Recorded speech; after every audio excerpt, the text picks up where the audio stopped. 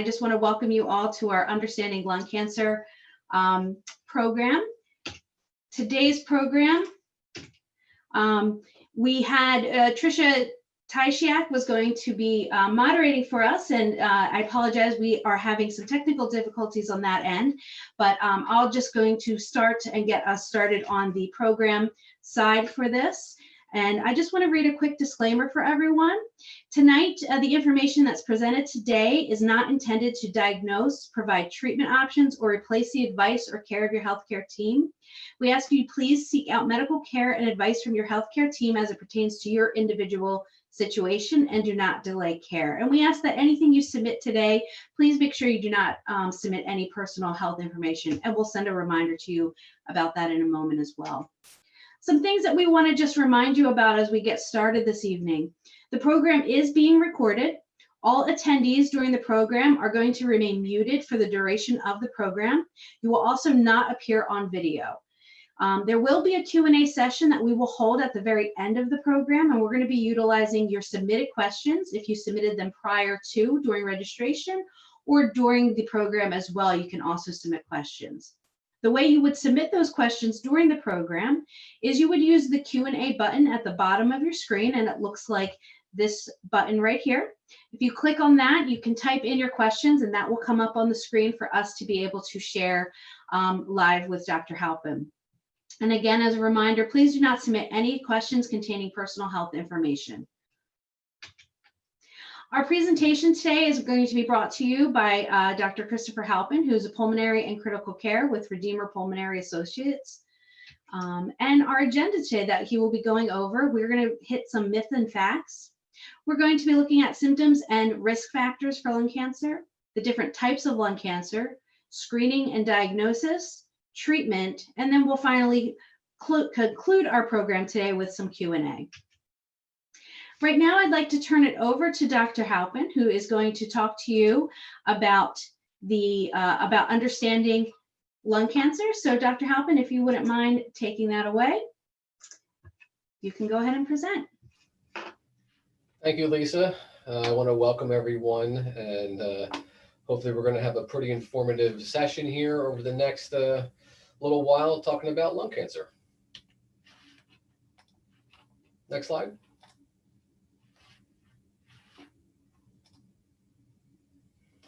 So some myths and facts.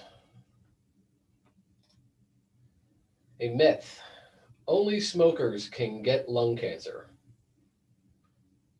So this is a common perception among the general population.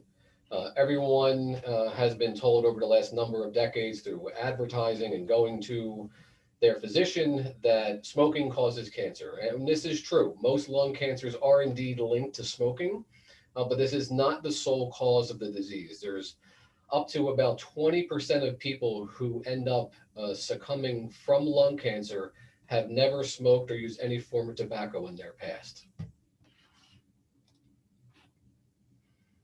I am too young to have lung cancer.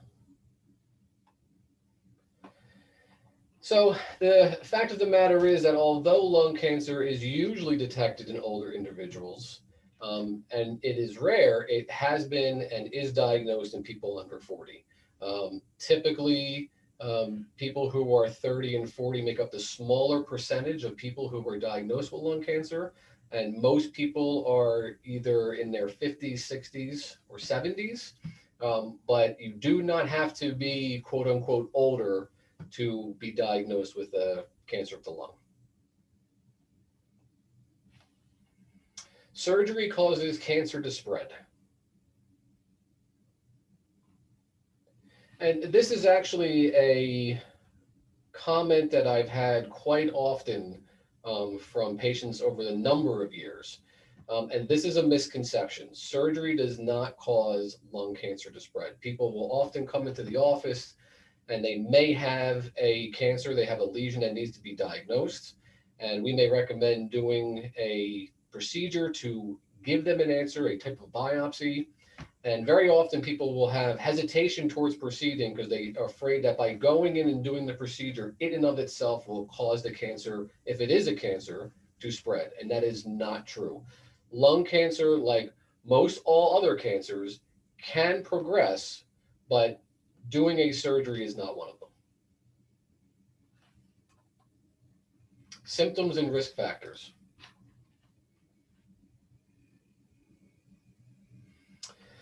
So the issue with symptoms relating to lung cancer is that unfortunately they are not exclusive to lung cancer.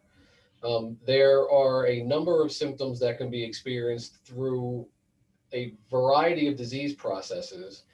The concern is always is when those symptoms present, are they being caused by something that would be considered benign or something more serious like a lung cancer? The most common symptoms that are associated with cancer would be a cough that is not going away or is getting worse, coughing up blood or rust colored sputum, chest pain, particularly when you're taking a deep breath or when you're speaking, laughing, coughing, a change in your voice, particularly hoarseness of voice, shortness of breath, wheezing, a loss of appetite with unexplained weight loss, a feeling of tiredness, fatigue, and recurrent lung infections, people who are coming in repeatedly for bouts of bronchitis or pneumonia requiring antibiotics or going to their physician's office. These are all symptoms that could be indicative of an underlying lung cancer. So the risk factors, what risk factors are associated with lung cancer? So if I was making a list 1 through 10, 1 through 10 would be smoking. Smoking is the most common risk factor and the most concerning risk factor for lung cancer. However, it is not the only risk factor. Typically underestimated would be exposure to secondhand smoke. So being in the household of firsthand smokers increases your risk for a lung cancer. Exposure to prior radiation therapy. This, while true, is very low. A lot of patients will be concerned about the possibility of getting a lung cancer if they go for their routine chest x-ray, or if they go for a routine CAT scan for something else. They'll say, I don't want to get lung cancer. Typically, the radiation associated with medical tests is very, very low and does not really increase your chances into an appreciable degree, but it's not zero. There's exposure to different kinds of environmental exposures like asbestos and radon gas. And then if you have a family history of lung cancer, that also is a risk for you to develop a primary lung cancer yourself. So like I mentioned, cigarette smoking, this is the leading cause for people to get lung cancer. That's the leading preventable cause of mortality. So looking at the 3 big reasons that we look at in the medical field for causing death, coronary artery disease is number 1, lung cancer is number 2, COPD will be number 3. Lung cancer is right up there. So it can cause 6 million deaths worldwide. And just in the United States alone, about 400,000 deaths per year. It is a huge number. And there are some estimates that by the time we get to 2030, which is not that far away, there might be 8 million worldwide per year, which is an astounding figure. And certainly, along with cigarettes, like we mentioned before, secondhand smoke exposure, while not as high as smoking itself, certainly increases your risk as well. Now, this is over the last 5 years or so, a big topic of debate is e-cigarettes. And a lot of people will use these, one, as a quitting aid to smoking your traditional cigarette, or they use it as just a transition point. They'll say, well, I don't smoke regular cigarettes anymore, I now smoke e-cigarettes. The issue with e-cigarettes is that what is in the cigarette, the liquid that is being smoked, are not tracked, and we do not know what the compounds are that are making up that chemical. There initially was no oversight by the FDA on what these liquids are and what was in it. You know, there are hundreds of brands and thousands of flavors, and the issue with all of these types of liquid is that when they look at some of these and try and find what chemical compounds are in there, not only is there nicotine, there's other things like formaldehyde, the kind of chemical that we use to embalm people. So e-cigarettes are not in and of itself considered 100% safe alternative to regular cigarettes. And the effect on its risk factor towards lung cancer is not entirely known yet. Now, we talked about other things besides cigarettes, so radiation therapy. So this is mainly when people who have been treated with radiation in the context of if they had a cancer diagnosis like a lymphoma and they were treated with radiation to their chest, those people have got such high degree of radiation that they may have a higher chance of down the line developing a lung cancer. Environmental exposures, asbestos, radon. This is why typically when you buy a home, you have to get a radon test for the basement. There's some conflicting data on what that true risk is in the house, but they believe in Europe, at least up to 2% of lung cancer deaths are due to radon exposure. There are various heavy metals that are believed to increase your risk for lung cancer.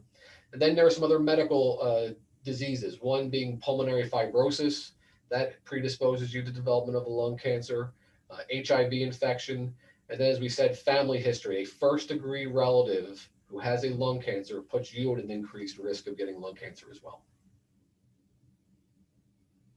So we talked about risk. How do we reduce that risk? So the first and what may be the easiest for me to say and the hardest for people to do, quit smoking.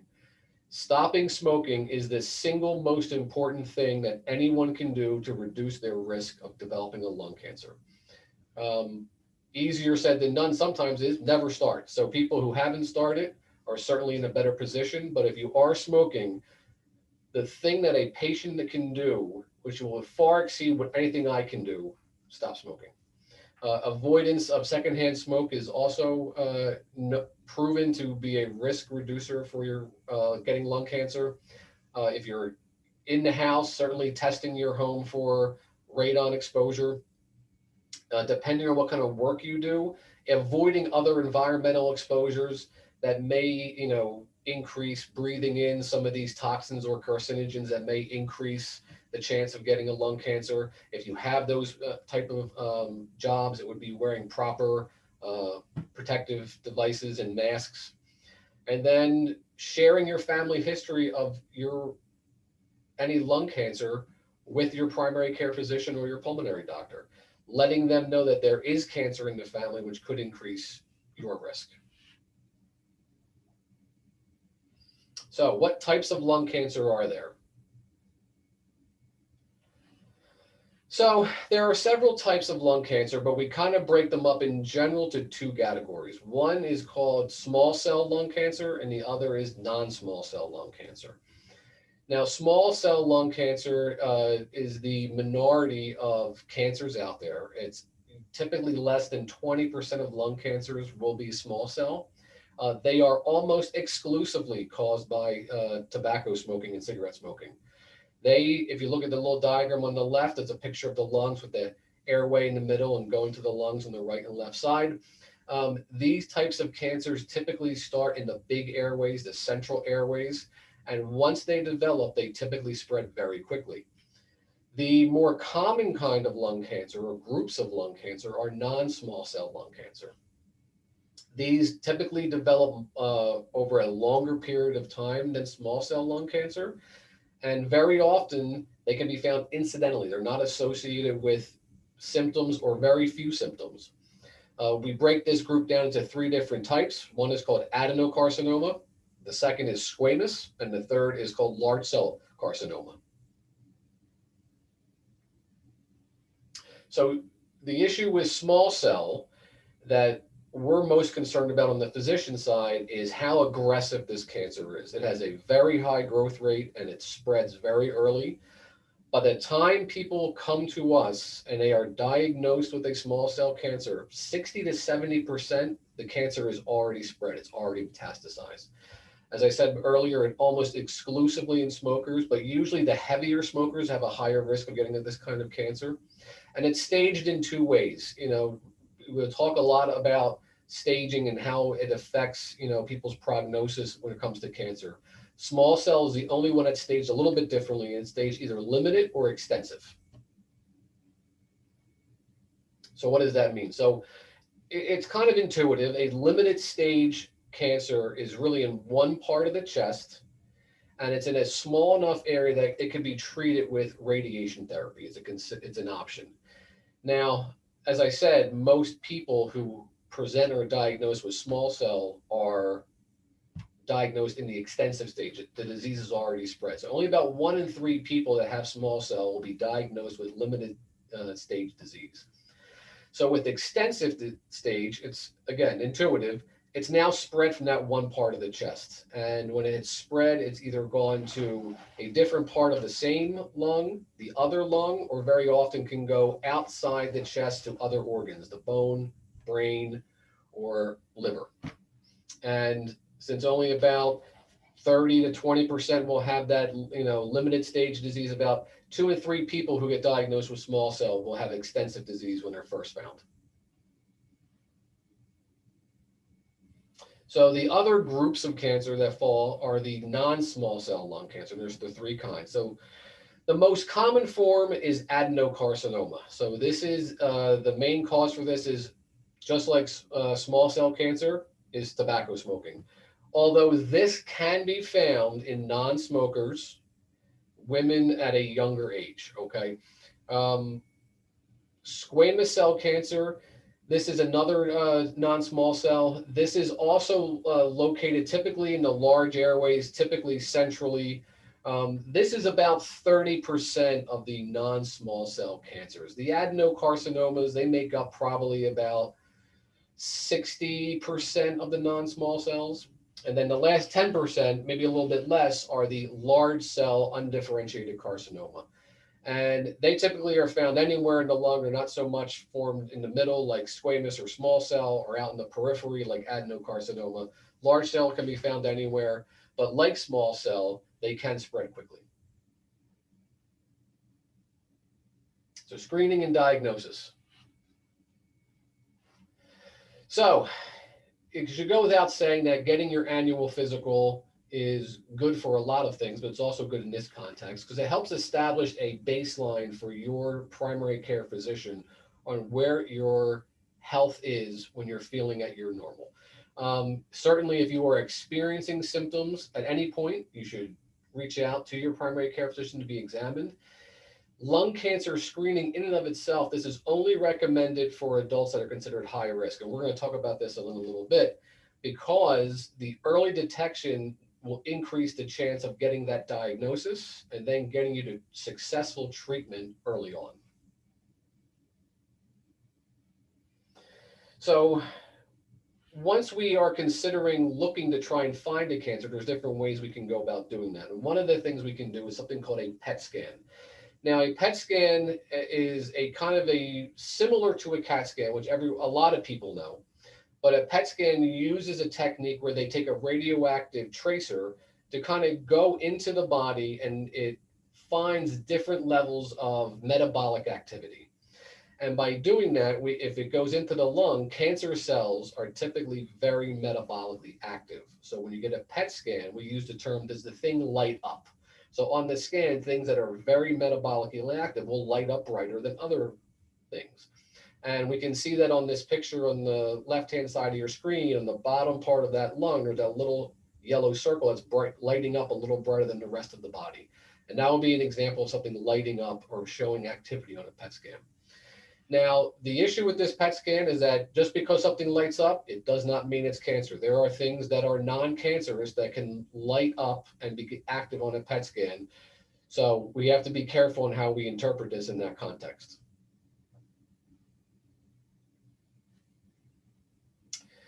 So while the PET scan is very good, people will say, what about some of these easier things that have been around for a long time? What about if I'm coughing and I bring up some mucus, can you just do a laboratory exam of my sputum and tell me if I have cancer?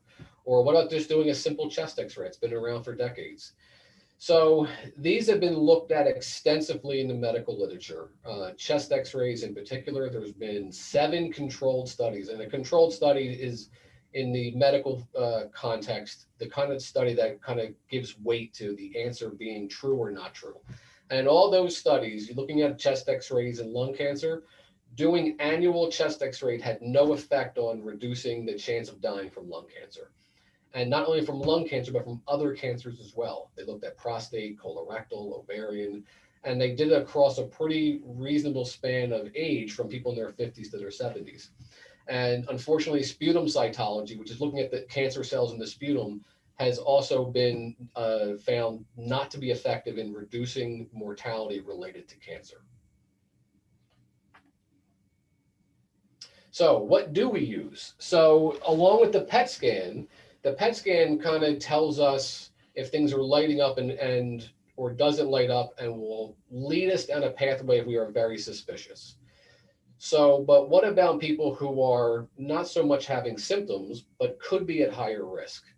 So where chest x-ray and sputum cytology were not helpful, there is a type of CAT scan, a low dose CAT scan, so it's a lower dose of radiation that actually can help us screen and find lung cancers. There was a very big study called the National Lung Cancer Screening Trial, which did show a mortality benefit if you scan certain people with this low dose CAT scan.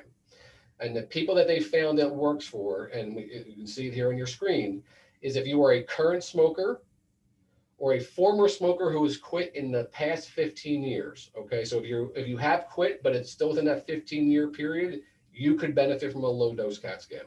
You have to have a 30-pack year smoking history. So when we say a pack year, that means if I go 1 pack per day for a year, that's 1 pack year. So for instance, they make the example that if you did 2 packs a day for 15 years, that also gives you a 30-pack year history.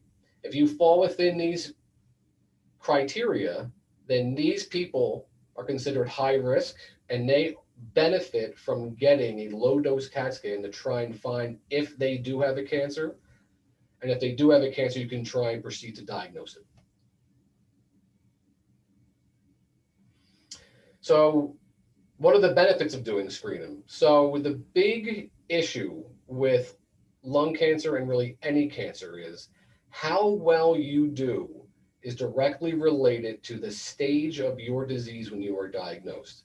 If you are diagnosed early on, you have a higher chance for cure, and you have a increased chance of having different kinds of therapeutic modalities available to you than if you are diagnosed at a later stage. And it also will reduce the risk of dying from lung cancer in high risk patients. So the earlier you find a cancer, the more likely you are going to be able to intervene upon it, and the more likely you may be able to cure a patient of their disease. Now, unfortunately, like with any screening tests, there's limitations and there's also risk. So what are the limitations? The CAT scan, the low dose CAT scan or PET scans, they are not 100%. They will not detect all lung cancers. And even if we do detect a cancer, sometimes it may not allow us enough time, depending on what the cancer is and where the cancer is spread to implement a treatment process that will maybe lead to a cure. The other limitation is that some people may believe that because we have the ability to screen for a cancer, that if they are smoking, which is the biggest risk for developing a cancer, they don't have to quit smoking because, well, I can just get screened and they'll find it and catch it early on. It is not an alternative to risk reduction. It will not do anything as far as reducing your risk that you can do if you quit smoking.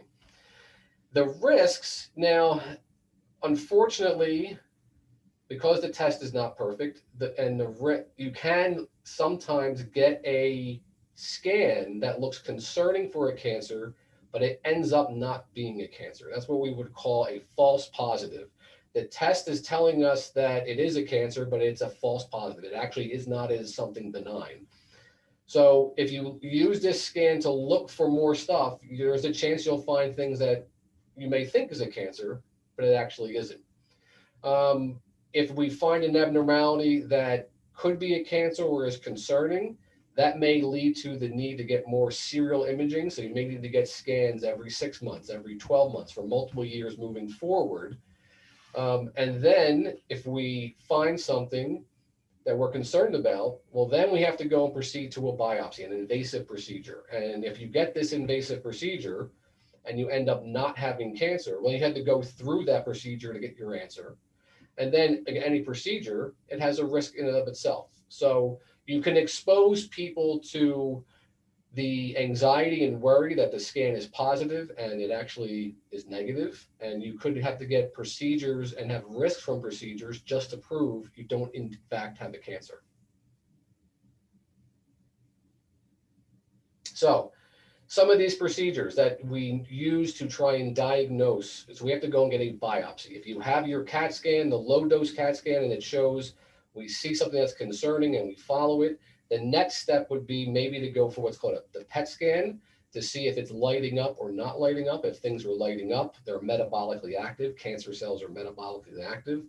And then your primary may refer to a pulmonologist or a interventional radiologist or a surgeon to try and get a biopsy. You have to get a piece of tissue and look at it under the microscope to say, is this cancer or not? The way we would do that is with something called EBUS, which stands for endobronchial ultrasound. And we do that when we do what's called a bronchoscopy. So a bronchoscopy is when we go down into the airway with a long, thin, flexible camera. And on the end of the camera is an ultrasound.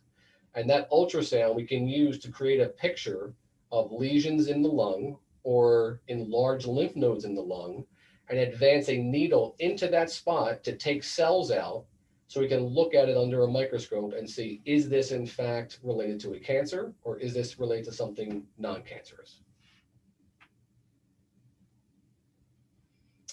So when we're looking at these scans, the lung nodules that will show up, these are just abnormal areas of shadow. And depending on the size of the nodule and the risk factors that you come with, that will also determine whether or not you go for the PET scan and the biopsy.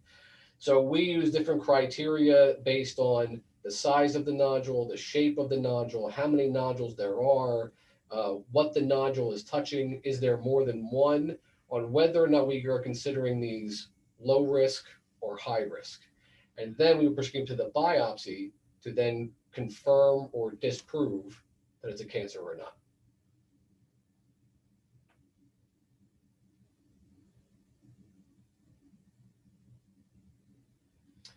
So then we've gone through the risk for getting a lung cancer. We've gone through the options for screening for lung cancer. And then we've gone through some of the options for biopsying to prove if you have a lung cancer. So what happens if the biopsy comes back positive? Now you have lung cancer, now what? So there are a variety of different treatment options that are available, but these are all based on the type of lung cancer you have, the stage of your lung cancer, and where that cancer may have spread to. There are many different types of treatment for lung cancer that are probably outside the scope of this talk, but there are numerous options out there, and every month there are actually more options being allotted to the oncology service to treat people with. And you'll make a decision with your team based on what is the best treatment options for you.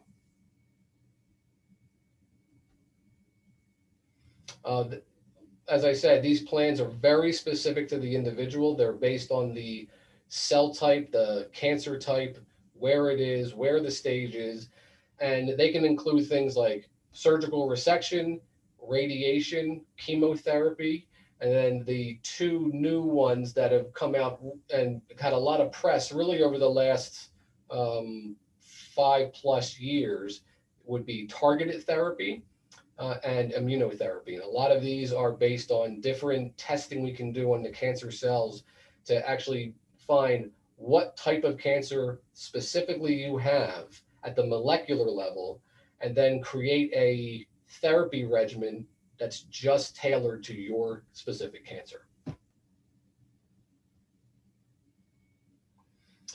Based on the information available, lung cancer patients are not more susceptible to the COVID-19 virus. We're just putting this out there because in the time that we're living right now, during this pandemic, a question we get a lot are who's more at risk to getting the disease and who's more at risk if they get it having a more severe disease.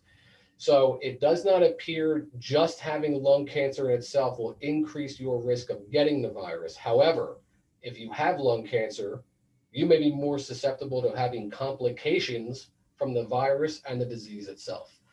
So we tell people with lung cancer, or really any cancer, that those people need to take particular time with limiting their exposure to anyone who may have the disease.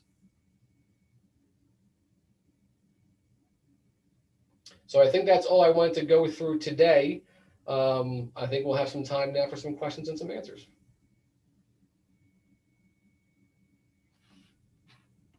Yes, so thank you so much, Dr. Halpin, for that. And what I'd like to do is remind everybody, if you have any questions, you can submit them in the Q&A button that's at the bottom of your screen. And again, as a reminder, please do not submit any of your personal health information. And Dr. Halpin, we do have some questions that were pre-submitted. So I'd like to start with how do lung cancer symptoms and treatment, how might they differ for women versus men? So typically, there's no difference on treatment based on sex. So the main things that are going to decide treatment will be the type of cancer you have and the stage of cancer when you are diagnosed. Those will be the main factors on whether you get surgery, chemotherapy, immunotherapy, or any combination thereof. And as far as how men versus women will present with symptoms, there's nothing specific to either one. So I can't say that women will present more with cough and men will present more with shortness of breath. The symptoms overall are pretty fluid amongst both sexes. Okay, great. Thank you so much. We have another question here. How prevalent is lung cancer among non-smokers? I know you touched on that a little bit earlier regarding the different types, but how prevalent is it amongst non-smokers, and maybe what are some of the causes that someone may receive lung cancer if they are a non-smoker? Sure.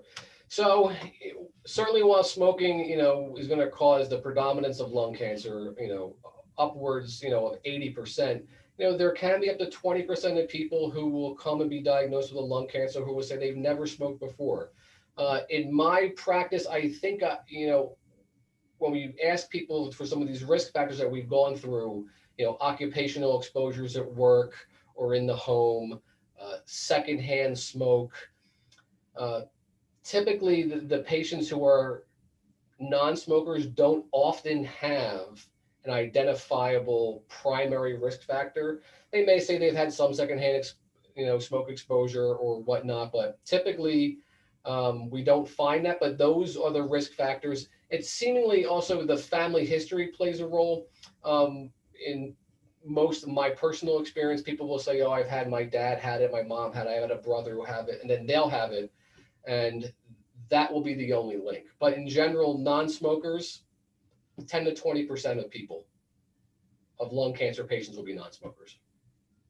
Okay, thank you very much. Another question we have is, I'm interested in understanding the course of the disease in non-small cell lung cancer and maybe some of the disease management challenges that may be faced with that. So it's a very good question. It can lead to a very long answer. So in people who were diagnosed with non-small cell lung cancer, the big thing that first is going to lay it out, and I kind of touched on this, is going to be what is the stage of your disease when you were diagnosed. The stage of your disease and the type of disease you have, whether it's adenocarcinoma, squamous, large cell, that will all be the pieces of information that then the oncologist will decide what is the appropriate therapy for you. Now, for instance, when we stage people, and people who are early stage disease, surgery is an option. People who are stage 1A, 1B, definitely have surgery. They have no need to have chemotherapy. Once you get beyond stage 2, and we have various ways of staging, it goes 1A, 1B, 2A, 2B, 3A, 3B, 4A, 4B. Once you get beyond stage 2, radiation and chemotherapy gets on board. But then it depends on where the disease is, how big the disease is, And now that we do molecular profiling genetic analysis, we may say, oh, before you get chemotherapy, you should have targeted therapy. Or when you get chemotherapy, you should also get immunotherapy. So it really depends on the individual, and a lot of how cancer care has changed over the last, 5-10 years, where it's not just I have cancer, I get chemo number X or letter X. Now it's very individualized to the patient. And one patient with lung cancer can meet another patient with the exact same cell type, an exact same stage, but maybe getting a different therapy. So it's very fluid nowadays, which is a good thing because these new therapies are actually having a mortality benefit. They're making people live longer. Wow. Very interesting. Thank you for that explanation. And I just want to remind anyone, if you have any questions, you can submit them in the Q&A box at the bottom of your screen. So please go ahead and do so if you have any of those. And we do have one more question here that came in. RADS to lung nodules, could that be cancer, or could it potentially change later in life if it's not necessarily, if it's benign at this point? That's a good question. So RADS2, this is a scoring definition in reference to the low dose CAT scan looking for lung cancer. So when people look at the CAT scan, we devise a scoring system where it's RADS 1, 2, 3, and 4. And each one is based on the size of the nodules, how many they are, whether they're new, whether they've grown.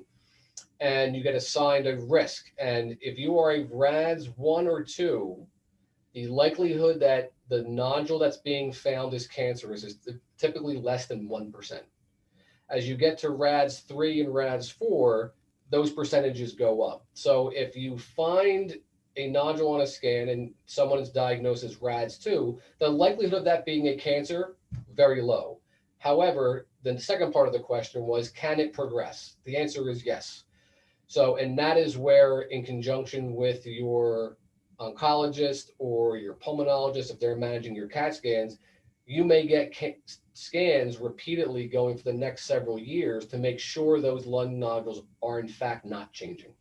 And with each subsequent year that a scan shows stability, that further lowers the risk that it will convert. It won't ever go to zero, but it can stay very, very low. Okay, thank you. We have a question here that's related to emphysema. And what is the progression of emphysema, from start to finish? And, might not be, does it progress to always progress to cancer? How would you describe that? So emphysema is a subtype of what's called COPD, chronic obstructive pulmonary disease. Now, COPD is a smoker's disease, and these are diseases of lung tissue destruction. Now, people who smoke, the things we always talk about, the two things we're concerned about is one, getting COPD, or two, getting cancer, or both. So can emphysema lead to lung cancer? So abnormal lung structure, and they've shown this in something that's called pulmonary fibrosis, can increase your chance of developing a lung cancer. But people who smoke, there are some people who smoke and will develop COPD, will develop emphysema, never get lung cancer. There are other people who smoke who don't ever get COPD and they do get lung cancer. So they can be related, but they can also go down two independent tracks. Now, the progression of emphysema, that one depends on the individual who's smoking. Like I said, there are some people who will smoke, and you may have family members or friends who have done this. They smoked 1, 2, 3 packs their whole life and never had a breathing problem, never got emphysema. Does that happen? Yes. Is that the rarity? Yes. Most people who smoke and smoke heavily will get COPD and will have lung tissue destruction, will get emphysema. The more you smoke, the more lung tissue you destroy, the worse your emphysema will get, the more symptomatic you will get. The volume of smoking, just like as it'll increase your severity of emphysema, that is also correlated directly to your chance of getting lung cancer. So the smoking can cause both, and the more you smoke, the longer you smoke, the higher the risk is for developing progressive emphysema and increasing your risk of getting lung cancer. Thank you so much. And I think those are all the questions that we currently have right now. So I just want to say at this point, if there's no other questions, we are going to say thank you so much to you, Dr. Halpin, for your presentation today. And if anyone who is viewing this, if you have any questions that were not asked or you did not submit, please feel free to reach out. You can visit our cancer care by visiting holyredeemer.com/cancercare, or you can call the number on the screen, 215-938-LUNG, for more information. And we hope you have a wonderful evening. We hope you stay safe. And please, if you have any questions, please reach out. We'll be happy to help. Thank you so much and have a wonderful night. Thank you.